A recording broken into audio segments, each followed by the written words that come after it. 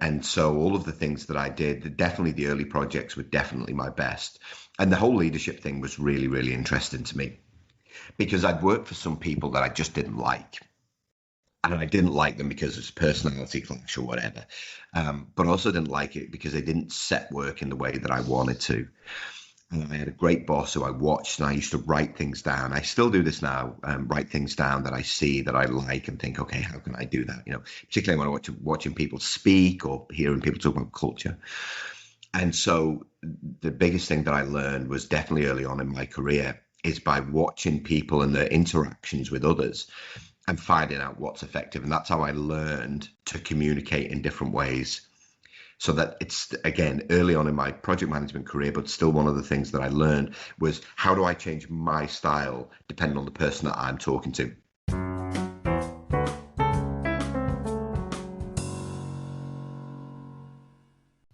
Hi and welcome to the Sunday Lunch Project Manager podcast for Sunday the 24th of March 2024. This is your host, Nigel Creaser, and today I've got a rerun of my interview with Colin D. Ellis, the Getting Shit Done guy.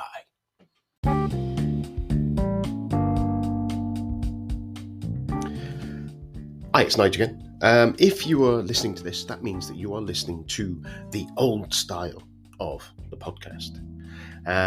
You may like the old style of having it split into two pieces, but I know some of my listeners didn't. So what I've done, I have created the option for you to be able to listen to everything all in one go. You don't have to wait till next week. You could get it now. At the moment, it's just on Spotify. We'll be coming on Patreon as well. Costs you, was it £3 plus that? I think it is. Over a month. And that means you get the whole thing all in one go. So the other advantage, that'll be coming out on a Sunday. This one, you will notice, has just come out Monday. Wouldn't make a big difference, really, but there you go. You've got it. You've got that choice. Helps me invest in better equipment and maybe a few other bonus items going forward. So if you can spare, essentially, a cup of coffee once a month, and you get the benefit of getting it earlier and getting it all together. So pop along to Spotify. Have a look in there where it is, and there'll be a little lock sign against one called number 132/133, John Henney, the voice coach. That's the combined one, and you should be able to click on there, do what Spotify tells you to do to register and put all your payments in. Yeah, that's it. And the only thing, if you have done that and you do it, I don't know if I get details on it yet. It's very new, so send me. Ping me a message through whatever medium you can get hold of me, and you'll get a mention on the show. So again, thanks very much, and let you carry on with the show. Cheers now.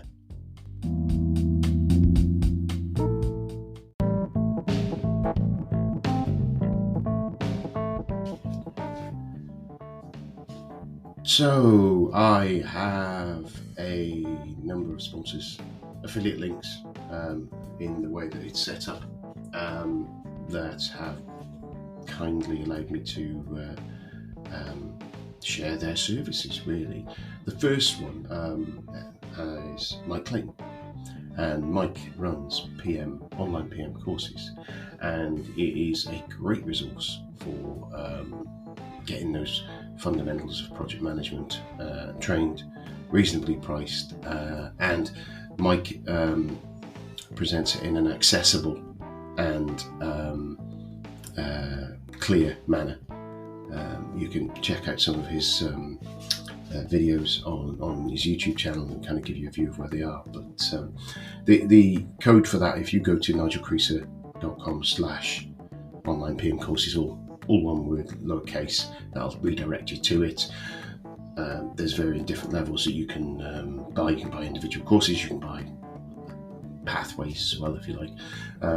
And I get a kickback off those.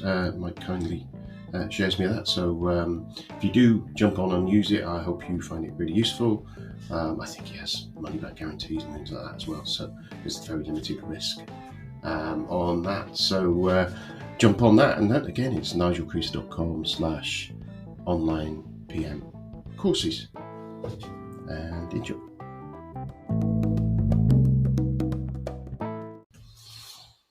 So before we jump into the interview with Colin, I'm doing another rerun. An apology first. Last week you got nothing in your stream. Some of you might have noticed, some of you may not have done. I have had a few technical challenges with recording episodes, and I've got a little bit just in time at the moment with the interviews. And so 2 failed interviews have put me right on the back foot. I am looking to resurrect this. Get some more interviews in the bag. But hopefully I'll resolve it. In the meantime, you might get a few episodes where they are reruns. They're brilliant anyway, people who have been on the show from way back. So if you've heard them before, I'm sure that when you do go through this, you'll remind yourself some stuff. And there'll be some stuff you didn't hear the first time. And for people who haven't listened to some of the earlier guests, it's a bit of a way for you to hear some of them, and you can jump back and start from episode 1 at some point. So I'll let you get on with it. Again, apologies, and I'll look to resolve as soon as I can. Look after yourself. Bye. Right, so today I'd like to welcome to the Sunday Lunch Project podcast, Colin D. Ellis. Colin is a author, a public speaker, a project manager, a man with many irons in many fires, experience working in places such as the Shop Direct, Ministry of Education, Ministry of Justice in New Zealand, and Trinity Group. Founder of a number of organizations, including the Getting Shit Done Club. Hopefully that doesn't get me an explicit tag for the podcast, the Whiskey Trip, and is an award-winning speaker and culture change specialist at the moment. So welcome to the podcast, Colin. Cheers, Nigel. Thank you. It's great to have you on. As I start with all of my interviews, and I think some people will pick up the answer to this before I've even asked the question, but where were you born, and where did you hail from? So I was born in a place called Whiston, which is about 8 miles east of Liverpool. So every time I'm on stage, I always tell people, particularly when I'm not in England, which isn't very often these days, I say I'm from Liverpool, and then every now and again you'll get a Scouser in the audience going, "You're not from Liverpool, mate. You don't talk like us."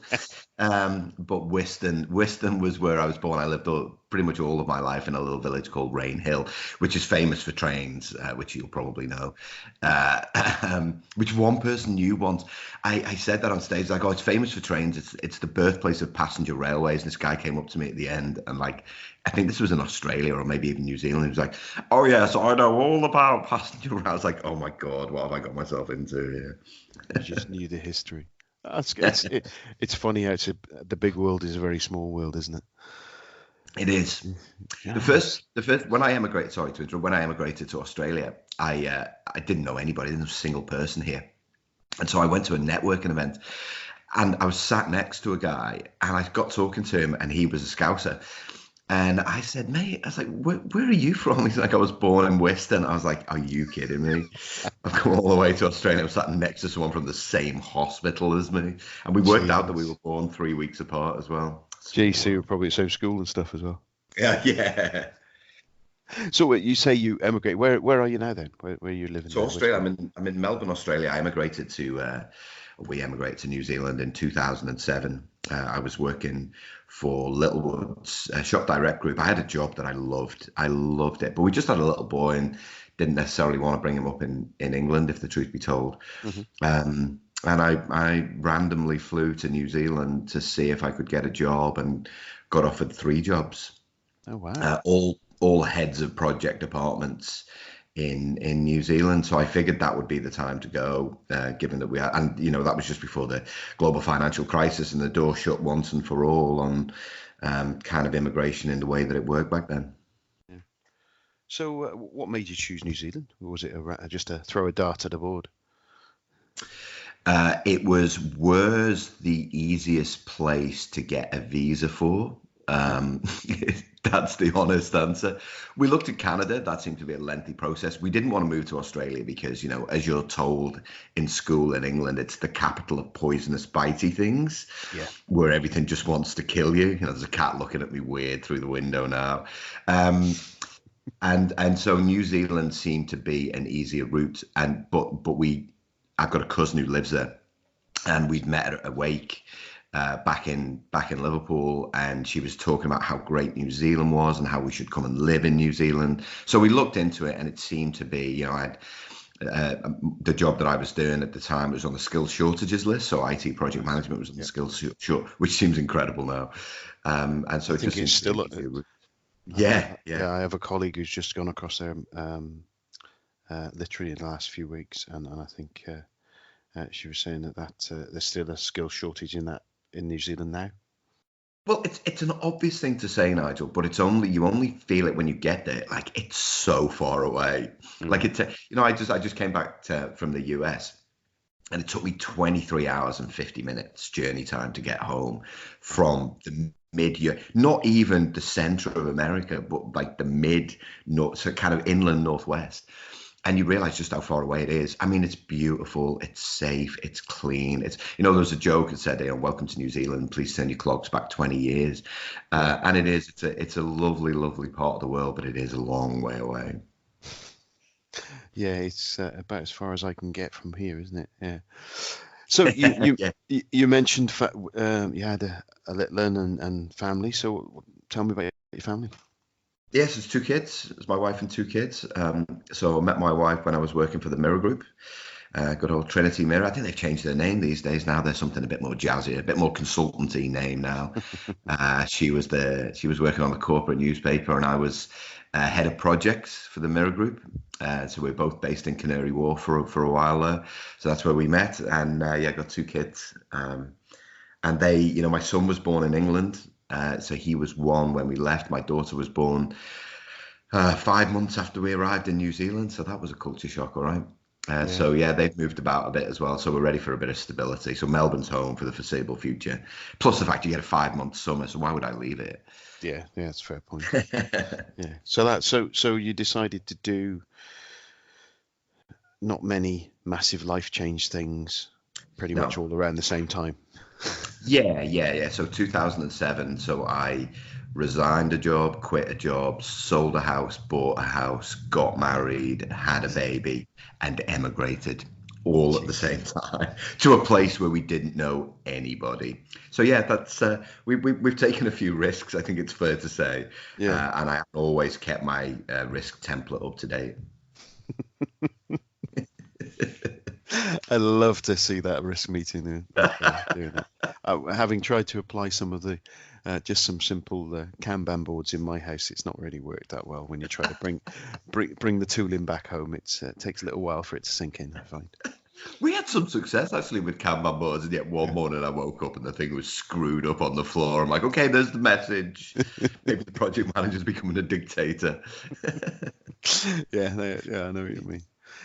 So you said you obviously you're born in Whiston.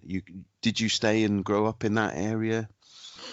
Yeah, did very much. I was late to leave home because I had it too good at home, Nigel. So I stayed there, pretty much until I was 23, and then even when I moved out, I moved into the same area. It was it was a nice area of Liverpool. There was no real need. It was easy to get to.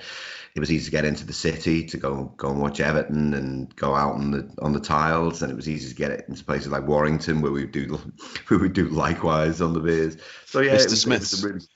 Mr. Smith's right until it burnt down. Yeah, that was my first suit I bought for work. And I remember going to Mr. Smith's in it. My mates still give me grief for the fact that I fell asleep in the toilets one night. It's like still getting grief for that, 30 years later. It's insane. Yeah, I so heard good old Mr. Smith's, yeah. Yeah, I had some friends people I work with who were Warrington way, and I'd heard of the rumours of the history of Mr. Smith's a little bit. It was the Hitman and Her. There was a TV show called The Hitman and Her, and they used to record it there. Yeah, I remember that as well. So, when you were growing up in Whiston and living a lap of luxury with home, what was it you wanted to be? Did you want to be a project manager? Well, yeah. So Rainhill was where I grew up, Nigel, and That's right. no one grows up wanting to be a project manager. I wanted to be an architect. I did technical drawing for a year. No, I grew up wanting to play for Everton. Right, that's the standard Liverpool Right. thing. No one wants to play for Liverpool because no one in Liverpool supports Liverpool. People from Scandinavia support Liverpool and Australia. So I wanted to play for Everton, and then I was a decent player actually, but then I quit because I was just playing. I was playing 6 days a week, and then I wanted to be an architect, and I did technical drawing for a year. I was rubbish, like properly terrible at it, and then and then I had no idea. I literally had no idea. I just knew I didn't want to stay in school. I mean, going to university wasn't the thing back in the late 80s. One of the things that everybody did.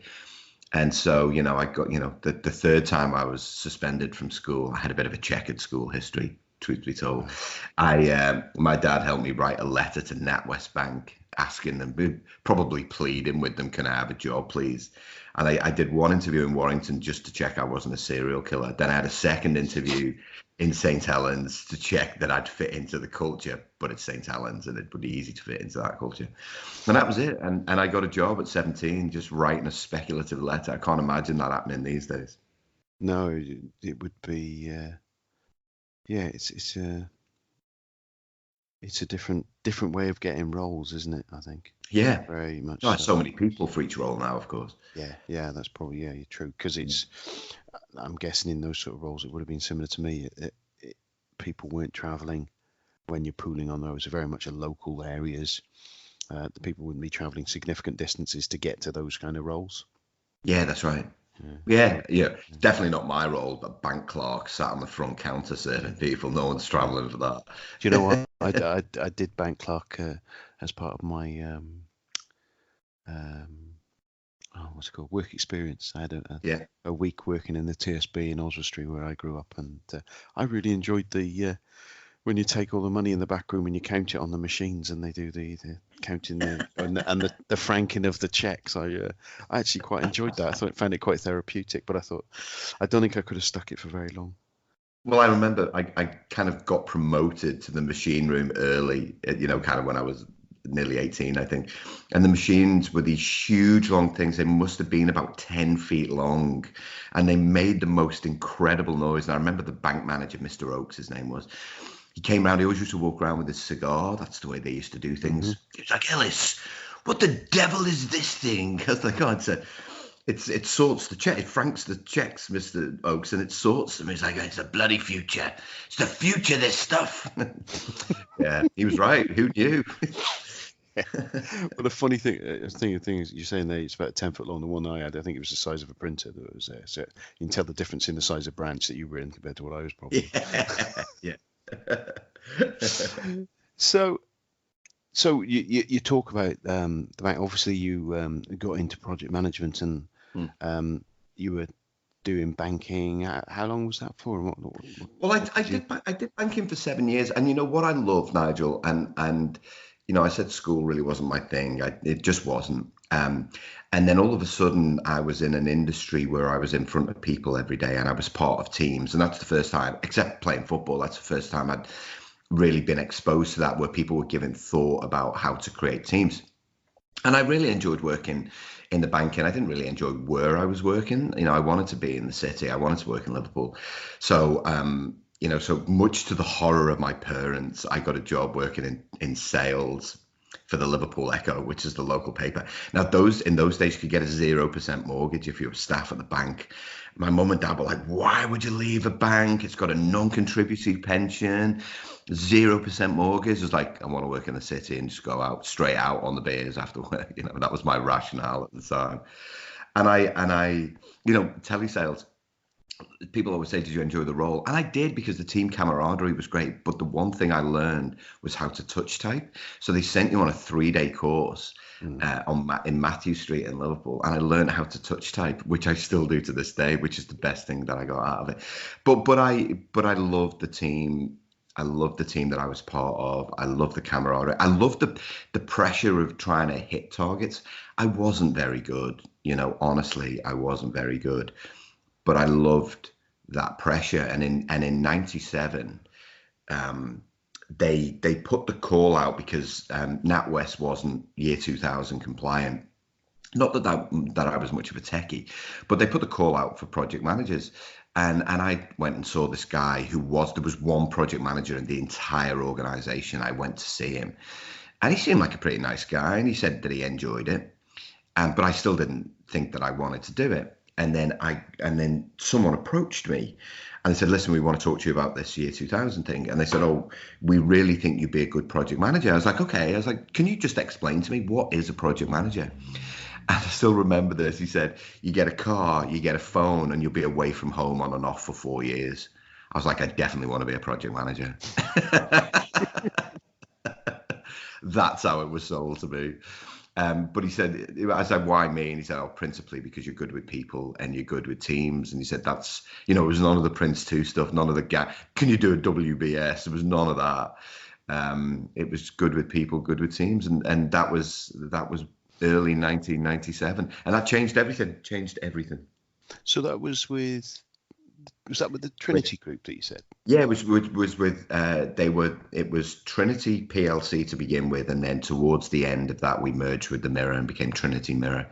But yeah, it was Trinity Group to begin with. So that was regional newspapers. So Huddersfield Examiner, Newcastle Chronicle and Journal, Belfast Telegraph, which I loved working there, down in Cardiff, Western Mail and Echo, Liverpool Echo, Middlesbrough. What's one? There was one in Middlesbrough. So the Liverpool Echo was part of that group, was it? Was part of that group, yeah. So we had to replace systems in all of those areas, and I think there was like 3 project managers to cover all of it. Jeez, busy time then. Yeah, it was. Yeah, and I literally was home Saturday, Sunday, and then gone again, and fly into glamorous places like, Middlesbrough. And I used to drive to Middlesbrough. I used to fly to Belfast, but drive to Middlesbrough. That's right. Yeah, I've done Newcastle a few times from me down here in Shropshire, and I quite enjoy that drive up the A1M road because it's always sunny when I drive up there for some reason. But yeah, maybe that's just lucking out. So I used to go M6 and then A66, and the A66 was always covered in snow in the winter, so you couldn't go that way, and you had to find a different route. So happy days. Yeah, right. So that kind of takes us on to sort of like how and why PMing. So it was that when you moved into that PMing role, what were you thinking there as they said, well, we think you can do PM? Because from what you were saying there, the person asking you to do that obviously understood what a PM really was about. It wasn't someone who was just going, we need a PM, they need a Gantt chart tool. Yeah. Because like you say, the teams and the people relationship side of it being the primary driver. What did you do to prep yourself for that? That's a really good question, Nigel. I reflected on it recently when I spoke at a conference. When somebody asked me a question, they asked me something like, did you know how to plan when you started? And it was a great question because I hadn't really thought of it. And I said, well, no, I didn't. I literally didn't know a thing. And so what was I thinking? Well, I was thinking, firstly, it sounded a bit glamorous because I was doing a lot of travel. But it sounded like a skill set that I really wanted to develop. The other things that I was doing, there were skills, but there was nothing really that I felt really passionately about. Then all of a sudden I was in this role where I was asked to be a role model. I don't think we used those words back then, but I was asked to be a bit of a role model for what we were trying to do, and I could let my personality shine a little bit. I'm a high extrovert, and I think they wanted to see a little bit of that, but at the same time wanted to make sure that I was capturing the detail. And in the early days, I just wasn't capturing the detail. I didn't know how to do a schedule. I didn't know how to kind of manage risk. And so I had a really good boss, and he laid things on the line to me a couple of times. I remember once he said, where's your plan? And I tapped my head. I'm like, it's all up here, Rob.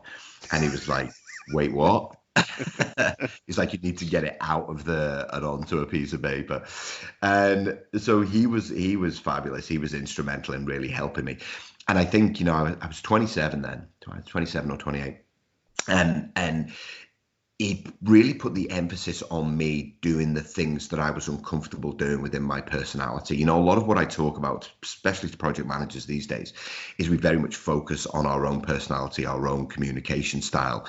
were to be successful is it's doing all of the stuff that your personality doesn't want to do. You know, I remember bounding. I had a team of developers and infrastructure engineers and worked with a bunch of people. I remember bounding in the all extroversion, literally kind of the room just clammed up and no one wanted a bar of it. And so, you know, I knew very early on that I had a challenge. You know, I had to work really, really hard to learn techniques. And we did a little Prince. We did Prince 2. We were like real early adopters. We did it, I think it was in 98. And I failed the foundation exam. I must be the only person in history to fail the foundation exam. They make it that easy because I tried to apply it practically, which sounds like a terrible thing to say. But when I answered the questions, I'm like, oh, right, in real life, what would I do? And I very, quickly found out, well, the theory doesn't always match the reality of the situations that you find yourself in. So that's a long answer to a short question. But, what was I thinking? I was thinking there's a real opportunity for me to stretch myself and develop a career into something that, because I love the variety, is something that I can see myself doing long term. Yeah, because I think that just as you said, the PM, the variety point there, and I know that's been an attraction for me for project management, is that whilst the variety of what you're trying to do is quite often good, the variety of people is often good, but sometimes the repetitive nature of some of it can be the downside of it, isn't it? Is that what's going to happen with the project, and that on the face of it looking in, it looks like you're going to get lots of variety, but it's a lot of variety of the same thing, if you know what I mean. It is, Nigel. That's a really good point, but it's it's really what you create it. I often poke fun at the project managers who say, I don't like the administration side of it.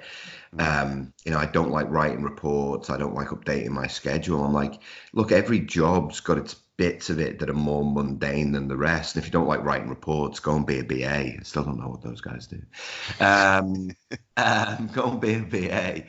But you've got to accept that with every job, there's a little bit of it that you won't prefer doing, but you've still got to do that really, really well because it's part of what we do. If you don't like maintaining a schedule, don't be a project manager.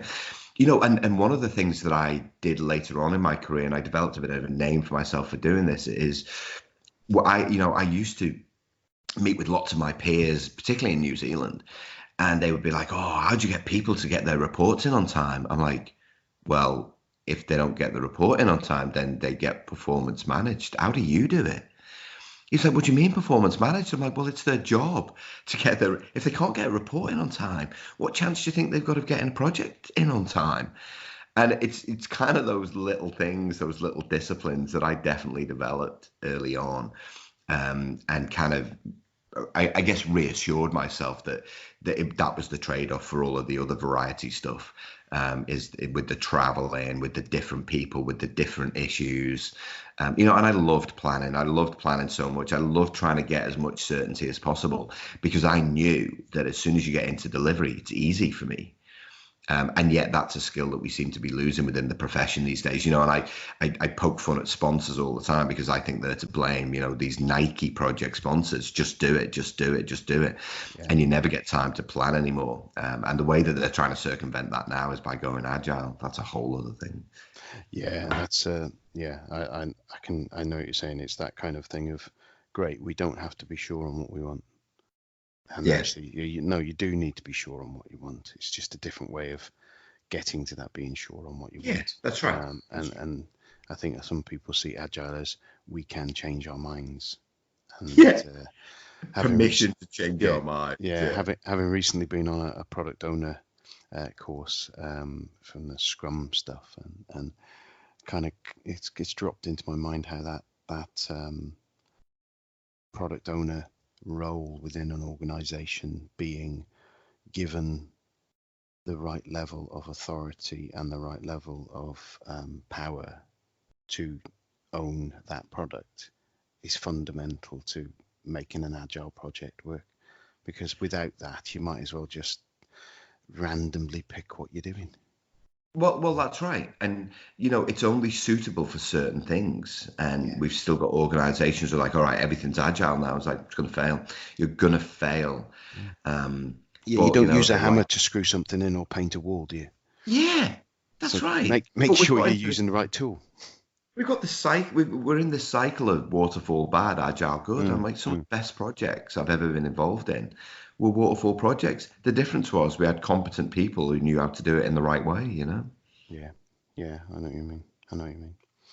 So, talking of your projects, and so you mentioned your year 2000 Mhm. projects that your first projects you jumped into. Tell us a bit about that. Yeah, so I was doing pretty much three projects at once, and that really, I really enjoyed that. Not only that, I used that model as I headed up my own project departments moving forward. So I was managing one in initiation, one in delivery, one in closure, and so I would spend a week, one day. The implementation, I was 3 days on one site. I remember my favorite one was Huddersfield. So I was working at the Huddersfield Examiner. They didn't have an office for me. I was working for regionals. So there's a bit of a kind of sideways look at these people coming in from regionals, especially me with my suit on. And so they didn't have it anywhere for me. So they hired a porter cabin and put it in the car park. So I was in a porter cabin. Me and Sue Ibbotson, if you're listening, Sue, me and Sue Ibbotson were in a porter cabin in a car park, and it was such great fun. I used to have a squirrel that used to come and visit, and I used to feed it. It's no wonder I went nuts. And so Very good.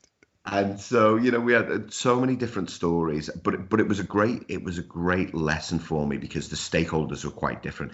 I remember the sponsor in Teesside in Middlesbrough was quite a hard ass. He was a tough guy to get along with, but I found a way to do it. I worked really hard at that. Much easier in Belfast. Lovely people in Belfast, welcoming, accommodating, would do anything. And so what we had to do very quickly, Nigel, was establish a team and then also communicate really, really well. Because what we were implementing, of course, for those people that remember Y2K, is we weren't implementing just a fix. We were implementing a whole new way of doing things. And I see people now doing new ways of working. I'm like, well, you don't need new ways of working. What you need to do is work with the teams to get new ways of behaving. Because when you get new ways of behaving, you naturally get new ways of working. Yeah. And so that's what we had to do. Were we always successful? We got a lot of pushback. Especially newspapers, we were replacing page makeup systems, advertising systems, like very traditional, old-fashioned business. So we faced a lot of challenges, but we just kept communicating in different ways. We had to be really good at things like planning, risk management, issue management. And it was tough. It was, when I think back now, I had to hit the ground running, and it's cliche, I know, I had to hit the ground running. I had to learn the entire profession probably in about 4 weeks, and then just learn on the job. There was no hiding place. If you got something wrong, you had to hold your hands up straight away.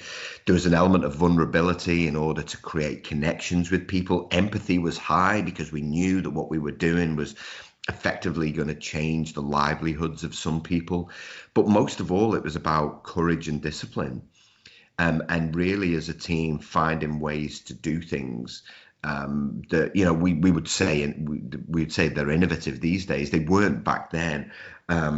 It was just about literally, what can we do now to fix this problem? And we would be there till midnight. And no one ever said we want overtime, we want more pay. No one ever did that because we were so invested in the team and in being successful. And we just love mixing, and we love socializing and all of the things that great teams do. And so that it was a great grounding for me because I learned the difference between management and leadership because I worked for a leader, and then latterly I worked for a manager, and I started to see the difference and decided that I would want to be a leader, and then got great at creating teams. We don't teach people how to be great at team building. So I learned how to do that really well too. Brilliant. So with that, just more personal curiosity really, because I was involved in some Y2K stuff when I was working at Barclays around the same sort of time. What was your approach with that? Because I'm guessing similarly, mine were more back office services that we were looking at. So there was less absolute criticality on the day-to-day operations that I imagine some of the other things you were talking about there. But there was like chief accountant's department and things like that, so they were quite keen for the accounts to be right. How did you approach that? Because I'm guessing you had a setup system and all that that's printing the newspapers, and you can't interrupt the printing of the newspapers on those days. Right. They have ridiculously tight deadlines. How did you approach that? Well, we had to create almost an entirely separate business, and I don't mean with all of the people, but we kind of mirrored day-to-day operations, Nigel, and created something new. We call them environments these days, but we had a completely different environment because, of course, what we can't do is interrupt anything with regards to getting the newspaper out. Yeah, and I suppose the thing, I was going to say, sorry to interrupt, for people who are listening who are young, and they may or may not be. The problem is that year 2000 thing was that most dates were stored as 99s and then would reset to 01 and wouldn't recognise the fact that it goes to 2000 or 2001. Sorry, it moved to 2000, not to 2001. And that was the problem, was making sure that all the services still operated on the day that we ticked over. That's the just contextualize for if I've got some young listeners, which I doubt. But and what I love about that, and I tell this joke all the time on stage, is that people always say, "Oh yeah, it was a red herring, nothing happened." Yeah, because of people like us. That's a lot of work put in place to stop. It was us. We saved the world. You're all welcome. I'm not going to claim that much because I'm not sure I saved much. It works well on stage. Yeah. So yeah, we had to create a completely separate environment, and in those days as well, Nigel, we were getting 4 editions out of the newspaper. It wasn't just one. Oh wow! It was 4 editions, and most of them were printed on site. So we had to create a separate environment, and then it was Big Bang, and so we would switch everything off. Some different days for different sites. We'd switch everything off on a Friday night, and we would redo everything on the Saturday. It was so stressful, kind of making sure that everything came back up and everybody's PCs were working. Not only that, and yet the thing that I remember most of all, that was our biggest challenge, was getting the advertising systems to balance. Right. That was the hardest thing of all, to get it to balance exactly to the penny, because that's what the accountants, definitely wanted.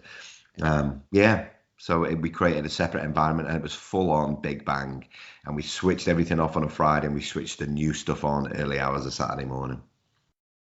Some sleepless nights leading up to that. Oh yeah, definitely. Well, Sunday morning it was Sunday morning, that's right. Yeah.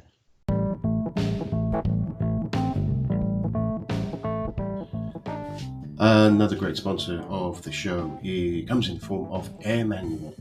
AirManual is it's a tool for documenting process, which and best practices.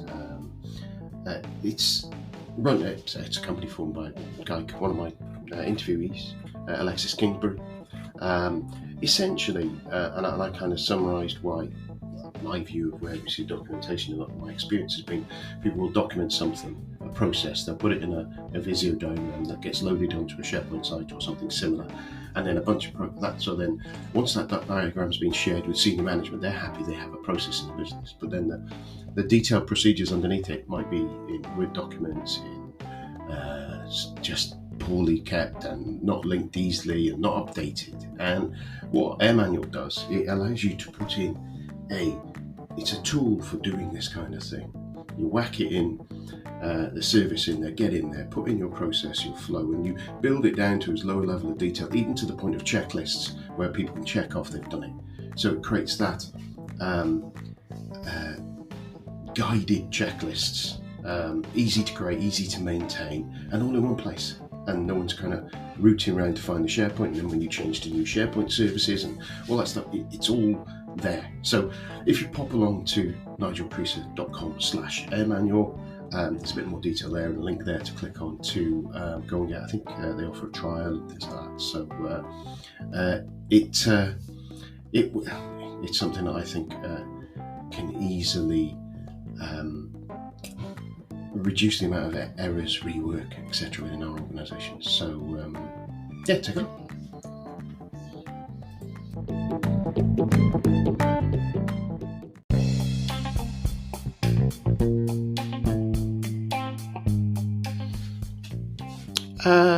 Hope you enjoyed that.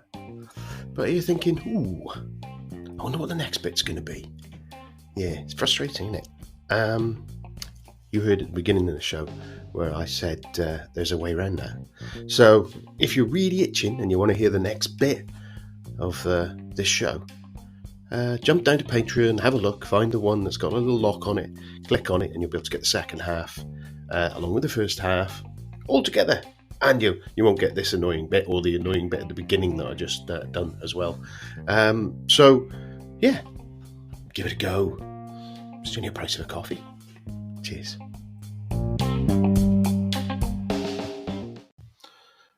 I'm sure you enjoyed that, and come back next week and hear the second part.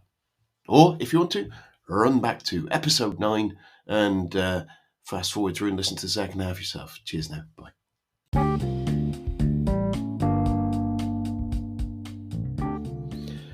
So this is my final wrap up.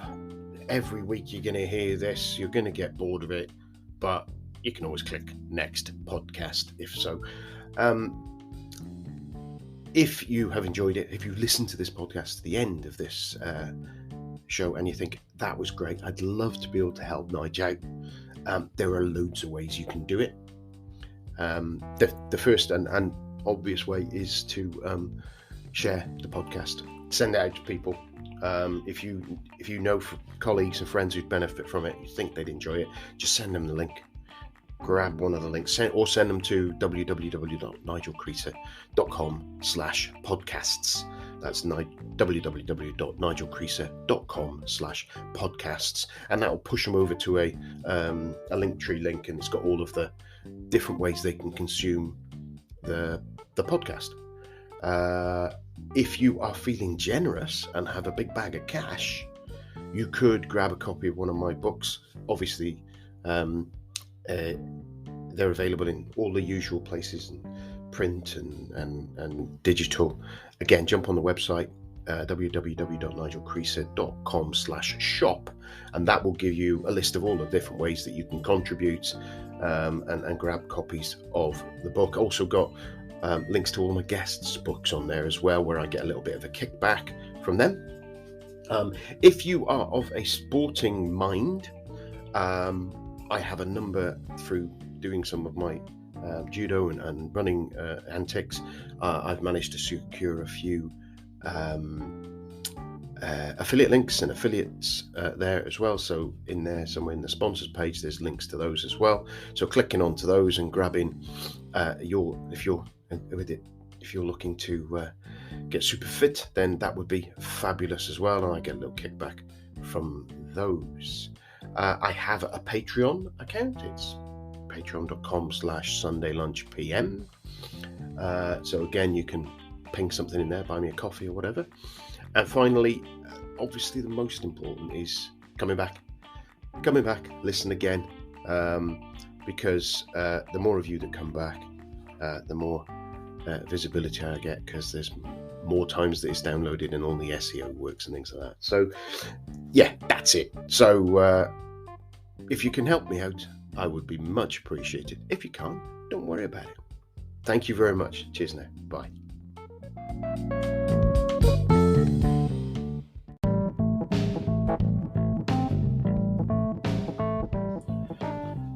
My latest the latest affiliate that I've got on the show now is Riverside. I use Riverside to do my interviews, Riverside FM.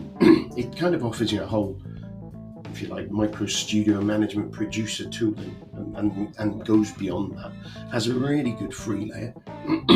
And I've been using it for a while now. I find it really good. When I've had issues, even though I'm not on one of the higher paid levels, the support has been quick, responsive and of high quality, and people keen to help me. The organisation seems really good. The product seems really intuitive. and quality is really good as well. And it's a clever way of doing it is when you're recording through your browsers, so you've not got loads of desktop resources being used compared to some other products that I've used. And what they also do is they stream a lower quality version of it up onto as you're doing the interview, so you're not burning bandwidth while you're doing the interview and potentially impacting on the quality of the conversation. And then at the end, it uploads it, the higher quality from your browser. It's just a really good way of doing it. So if you are thinking of doing a podcast and know someone who's doing a podcast, I would recommend using this tool. I found it really good. Best of the tools that I've tried using to date. And you can get that at nigelcreaser.com/riverside, and that will redirect you to my kickback page on their site, and there I will get a little kickback from them. So take a look. Thanks. Well, it's goodbye from me, Nigel Creaser, and it's goodbye from him, the Sunday Lunch PM. Goodbye.